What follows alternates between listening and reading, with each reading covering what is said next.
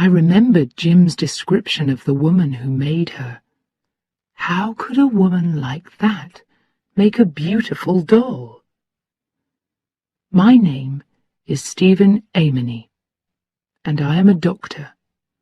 I live and work in London, and I have a house by the River Thames. Everything in this story happened because of a doll. It is a strange story, but true. It began on an October day 3 years ago. I can remember it clearly. The early morning sun was shining on the river when I left my house. I went to buy a copy of the Times, as usual. There was a flower shop on the corner of the road where I lived. I could see the brightly coloured flowers as I reached the corner. I turned into Abbey Lane and continued walking. I was enjoying the warm October sun. After a few minutes, I arrived at the newspaper shop.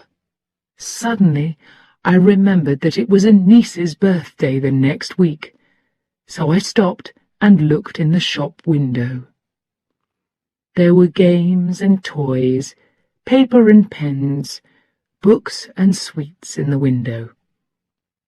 Most of it has been in that window for years, I thought to myself. I almost decided that there was nothing in the window for my niece. Then I saw a doll. She was half hidden in the corner of the window. She was made of cloth, and she had a painted face. The face was special. It had a lovely, gentle look, but sad eyes. Suddenly, I felt sorry for her, sitting in that crowded window. I know that this sounds strange, but I decided to go inside and to look at her more closely. The shop was owned by a man named Jim Carter. "Good morning, Dr. Amony," he said brightly when I walked in. "Do you want the Times as usual?" "Yes, please, Jim," I replied. "And I need a present for a little girl. It's her birthday next week." "Is it?" said Jim. "Yes," I said. "I was looking at that cloth doll in your window." "Oh?" said Jim. "The one that's half hidden in the corner," I said. Jim looked surprised. "That doll?" he said.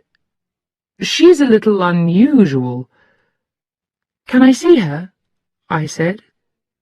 "She's also very expensive," he said. He took the doll from the window and gave her to me, and I nearly dropped her in surprise.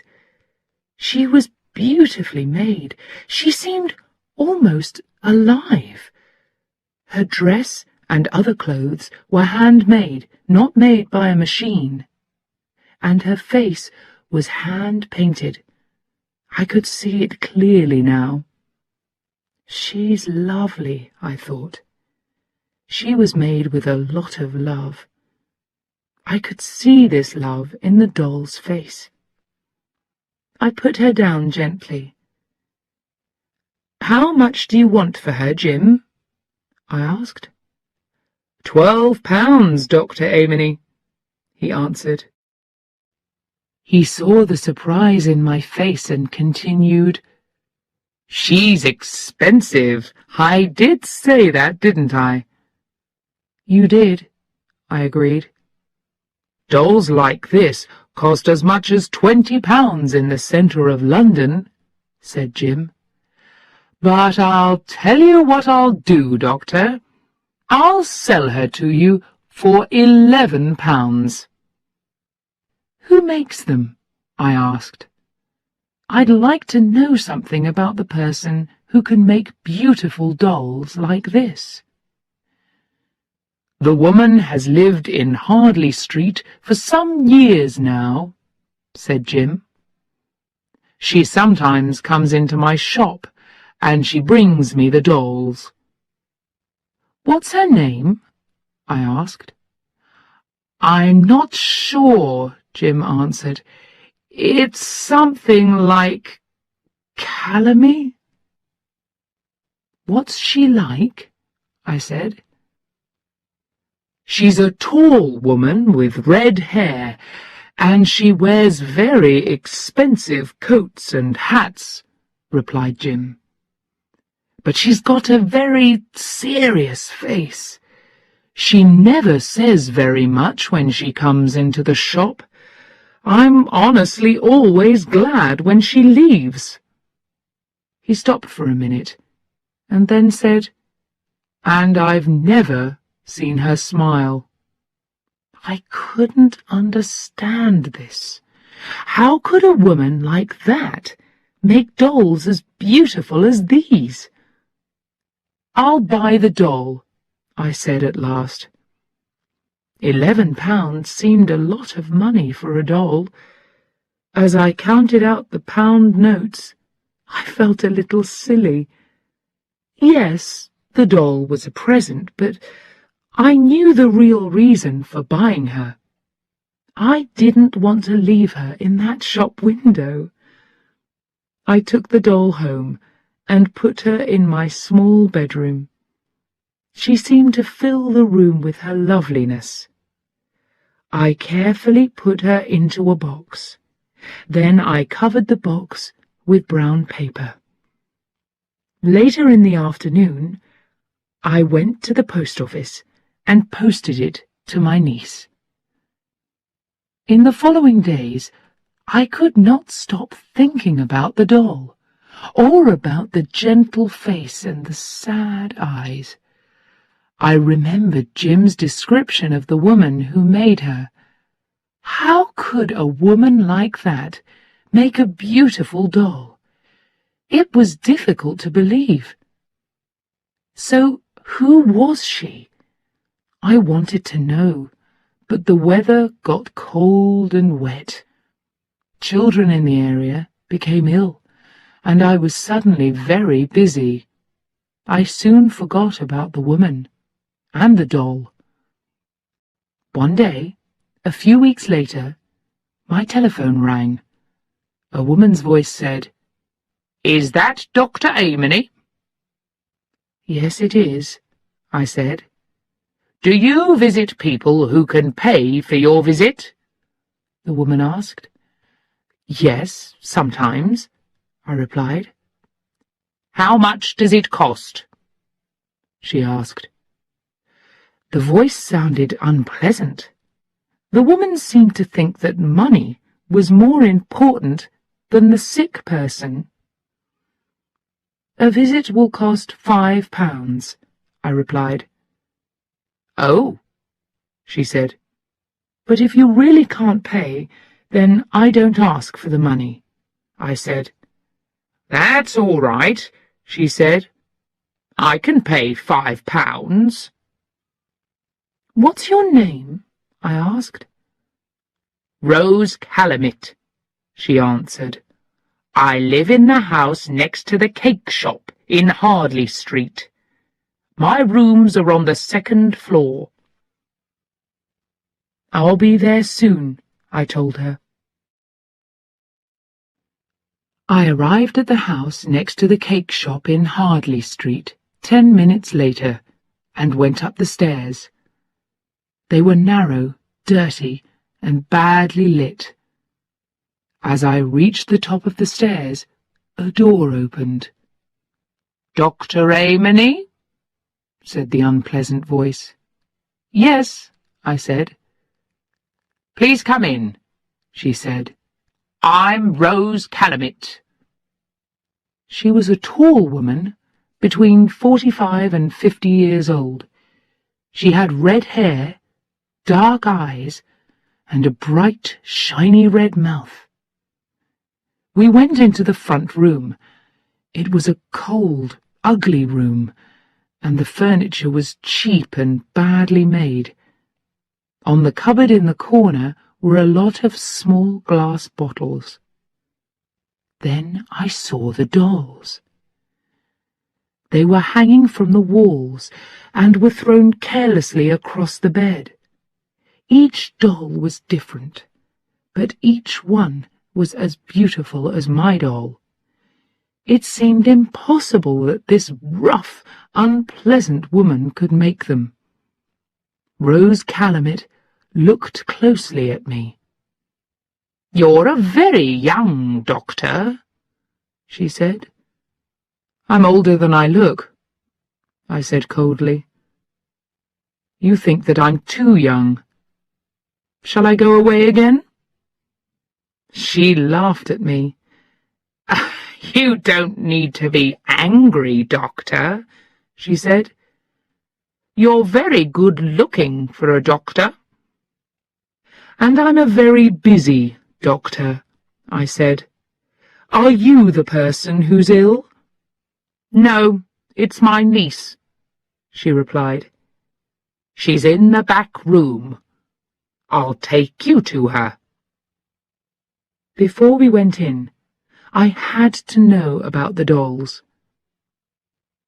"Do you make these dolls?" I asked. "Yes," she replied. "Why?"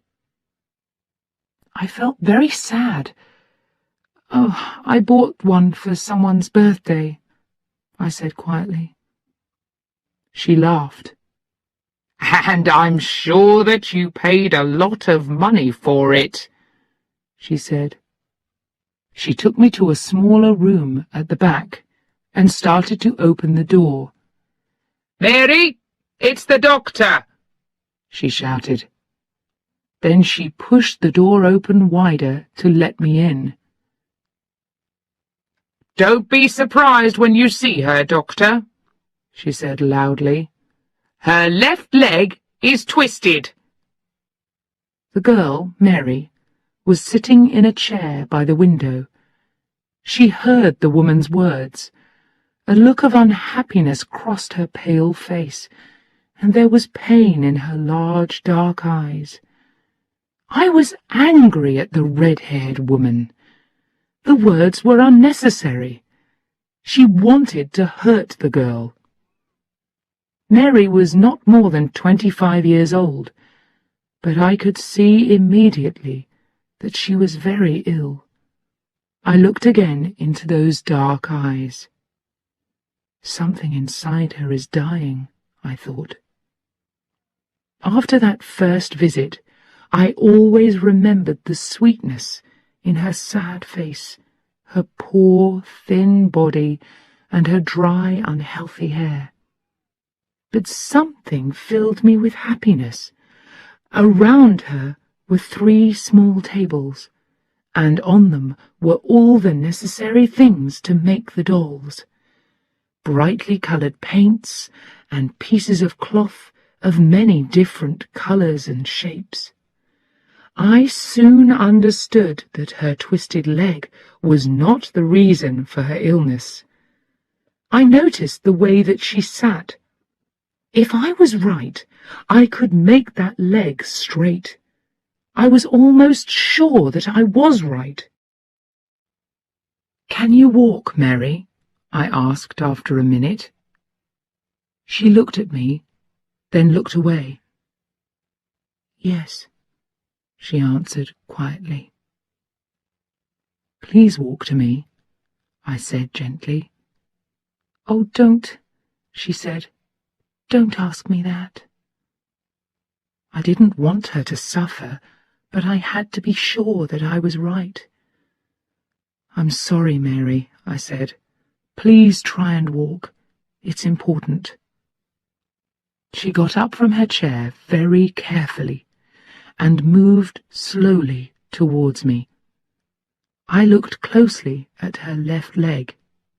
Yes, I was right.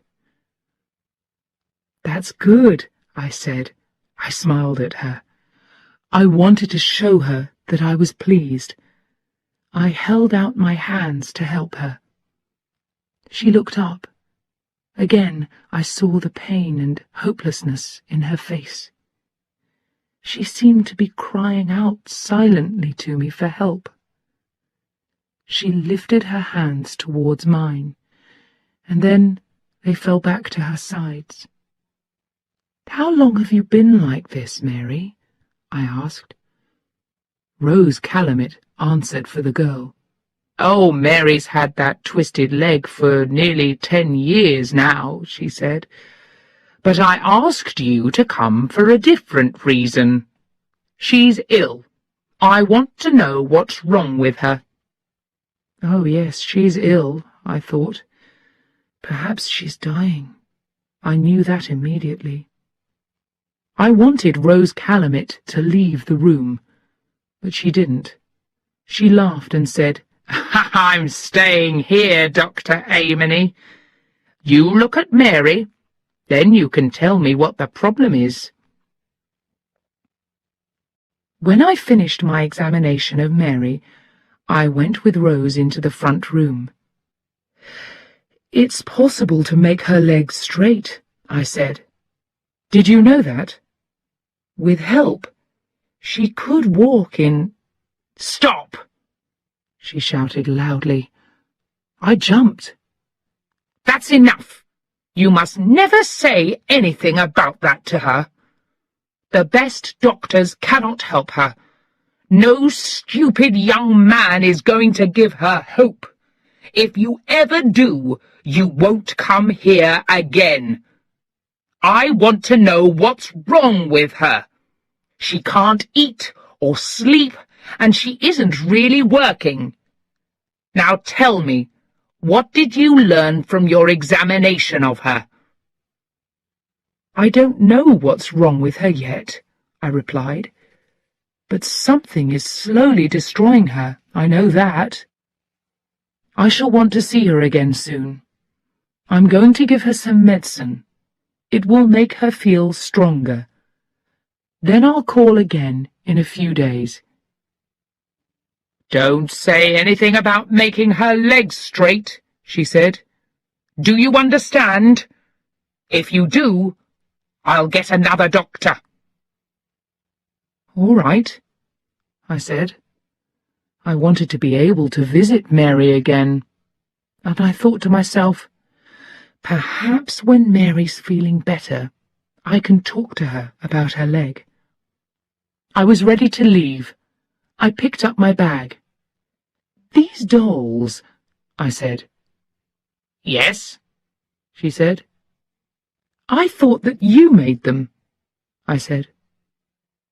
"I do," she said in her unpleasant way. "I draw them. Mary makes them. It stops her thinking about her leg. I don't want her to think about the fact that she'll never marry. She'll never have children." I walked out into the bright October sunshine. I knew that Rose Calumet was lying. I now knew the sweet person who made those special dolls. I was happy about this, but I was also worried about Mary. I had to discover what was wrong with her. I had to know before she died. "Without Mary and the dolls, the money will end." But what was killing Mary? I still did not know. I discovered more about Mary during my next few visits. Her name was Mary Nolan. When she was 15 years old, she was in a bad car crash. Her mother and father were killed, and Mary was very badly hurt. The car crash was the reason for her twisted leg. Rose Calumet offered to look after Mary. The law finally agreed because there was no other person to look after the young girl. Rose always thought that Mary's father was a rich man. Then she learned that there was only a small amount of money. After that, she was unkind to Mary. She made her very unhappy. Mary was never able to forget her leg. Her aunt seemed to say, "No man will love you. You will never get married and have children. No man wants a wife with a twisted leg." The years passed, and Mary began to believe her aunt. She stayed with her. She did what her aunt wanted her to do. She could see no reason to leave her aunt, so she lived an unhappy life without hope. Then Mary started to make the dolls. Rose Calumet saw how lovely the dolls were. She soon realized that she could sell them for a lot of money. She was right. After she sold a few, she decided Mary must work on them every day of the week, from morning until night. Rose did not love Mary, but the girl produced hundreds of dolls over the years. Rose was happy to take the money for them. But now Mary was ill, and Rose immediately said to herself, "Without Mary and the dolls, the money will end." But what was killing Mary? I still did not know. I could see that she was afraid of her aunt, but it wasn't that. And I couldn't ask Mary, because her aunt was always with us. Mary found it difficult to say anything to me with Rose in the room. I did not tell Mary that perhaps I could make her legs straight. It was more important to discover why she didn't want to continue living. I told Mary to stop working on the dolls, and I brought her some books and some chocolates. For 10 days, she seemed to get better. During my next visit, she smiled at me for the first time. "That's better," I said. I was very pleased to see her happy face. "You must leave the dolls alone for another 10 days. I don't want you to work. I want you to rest, sleep, and read. Then we'll see." But I could see that Rose was unhappy at these words. When I called again, she was waiting for me in her room. "You don't need to come any more, Dr. Amony," she said coldly. "But Mary must not—" I started to say. "Mary is much better now," she said quickly. "Goodbye, Doctor." My eyes went to the box in the corner of the room. There were 3 new dolls lying on top of it. Their faces were as lovely as ever, but they had the look of death on them. Suddenly, I was frightened for Mary. I knew that Rose Calumet was lying. I wanted to push this woman out of the way and crash through the door and see Mary. But I was a doctor. When doctors are told to leave, they have to go. I still did not know what Mary's problem was, but I guessed that Rose was asking another doctor to call. So sadly, I left. But I couldn't forget Mary. I continued to worry about her in the days that followed. Not long after this, I became ill. It wasn't much at first, but as the days passed, it seemed to get worse. I visited a doctor friend. "I can find nothing wrong with your body," he said. "Perhaps you work too hard." But I knew that this wasn't the reason. I continued to get worse. I didn't want to eat, and I lost weight. I began to look thin and pale. I felt tired, but I didn't sleep well at night. I sometimes dreamed that I saw Mary. She was calling to me for help, while Rose Calumet was holding her in her ugly arms. I thought about Mary all the time. I wasn't able to help her, I thought. She wanted me to help her, and I did nothing. One night, I couldn't sleep at all. I walked up and down my room, thinking about myself and my illness. It seemed that I was suffering from the same illness as Mary. Suddenly, I knew what was wrong. I was in love with Mary Nolan, and because I couldn't look after her, I felt ill and unhappy. I know why Mary's dying, I thought. She's dying because nobody loves her. Nobody in the world is giving her hope for the future. Her mother and father are dead. Her aunt only keeps her because she makes money from Mary's dolls. Mary has no friends, and she feels ugly because of her leg. Her life is empty, except for the dolls. I have to see her. I have to speak to her for a few minutes alone, or she'll be lost to me forever. I thought about this all through the night, and the next morning I telephoned Jim Carter at his shop.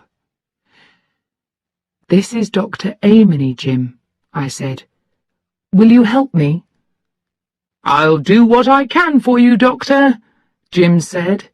"You saved my son's life last year, and I'll never forget that. How can I help you?" "Thanks, Jim," I said. "Do you remember Mrs. Rose Calumet, the doll woman?" "Yes, of course," said Jim. "When she comes into your shop again, I want you to telephone me. Then have a long conversation with her," I said. "I need 20 minutes. All right?" "All right," said Jim. "Good," I said. "Thanks, Jim. I'll remember this for the rest of my life."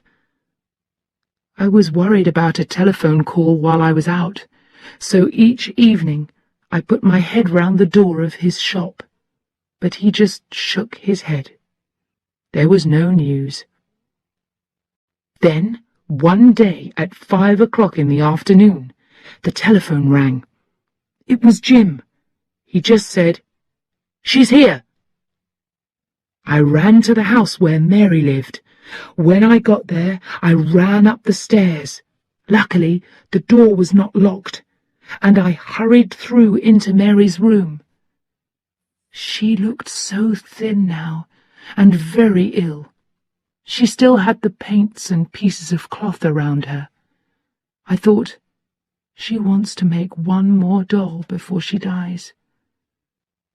She looked up when I came into the room. Her eyes opened wide in surprise when she saw me. She thought that it was Rose. She said my name, but she didn't call me Dr. Amony. She called me Stephen. "Mary," I cried, "I've come to help you. I know what's making you ill." "Does it matter now?" she said quietly. "There's still time, Mary," I said. "I know your secret. I know how I can make you well, but you must listen to me while I tell you." She just closed her eyes and said quietly, "No, don't say anything, please. Leave me. I don't want to know. The end is near now." I sat down and held her hand. "Mary, please listen to me," I said gently. "When children are growing up, they receive love from their family. Then, when they're older, they can give that love to other people. They give love, and at the same time, they receive kindness, happiness, and hope. Then they have more love that they can give. But you've given your love, Mary, and you've received nothing. Now you have no love that you can give." I was not sure that she could still hear me, but I wanted her to live so much. I had to continue. "It was your aunt," I said. She took away all your hopes for love and happiness, and later, I continued, she did a worse thing. She took away your children. I looked at Mary. Have I killed her? I thought. The one person who loves her. Then I felt her small hand move in mine, and her eyes slowly opened. She seemed almost glad to hear these words. This gave me hope. I talked gently. I tried very hard because I wanted her to understand. Those dolls were your children, Mary, I said. You thought that you couldn't be a mother, so you made those beautiful dolls. Into each one you put some of your love. You made them gently and carefully, and you loved them like your own children. Then your aunt took each one away, and she gave you nothing. You continued to use all your love. People can die when they have no love left inside them, Mary. I finished speaking, and she moved. She seemed to understand what I was saying. But you won't die, Mary, I cried, because I love you. Do you hear me? I love you, and I can't live without you. Love me, she said quietly. But I have a twisted leg. How can you love me? That doesn't matter to me, Mary. I still love you, I said gently. But Rose lied to you. I can make your leg straight. In a year, you'll walk like every other girl. I saw tears of happiness in her eyes. She smiled and put her arms out to me. I took her up in my arms, and she held me. I put my coat round her to keep her warm. Then I carried her across the room. Suddenly, we heard the front door shut, and the sound of running footsteps. Then Mary's door crashed open as an angry Rose Calumet came into the room. Mary started to shake with fear. She hid her face in my neck. But Rose was too late. She could do nothing now, and she knew it. She did not speak a word when I walked past her. I held Mary close to me. I went out of her front door, down the stairs, and into the street. Outside the sun shone, and the sky was blue. Children played happily and noisily in the street as I carried Mary home. That was 3 years ago. As I write this, Mary is playing with our son. Our second child will arrive in a few weeks. Mary doesn't make the dolls now. She doesn't need to make them. But I silently thank the day when I first fell in love with the beautiful doll in Jim Carter's shop window.